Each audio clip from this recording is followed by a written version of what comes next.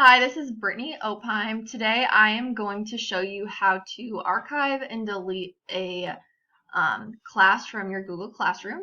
So I created a test class right here, and what you need to do is you need to start by going up to these three dots, and you can choose from Move, Edit, Copy, or Archive.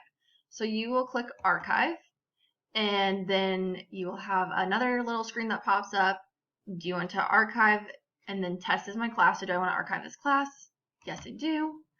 At this point, your archived class is removed from this screen on Google Classroom, and you will need to use the three lines up in the top left-hand corner to access your archived classes. So I have all my current classes that I'm teaching in right here, and then I have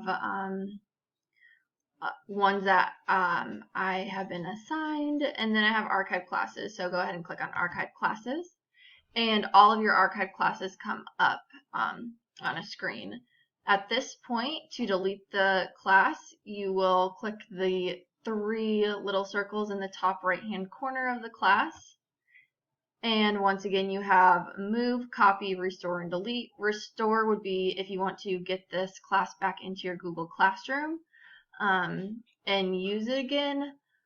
I'm going to click delete because I want to delete this class. And so when you delete a class, you will no longer have access to any post comments or anything that has been added to it. But all of your files will still remain in Google Drive, and it is an action that you can't undo. So I'm okay with all that, so I'm going to go ahead and click delete. And now my test class is gone.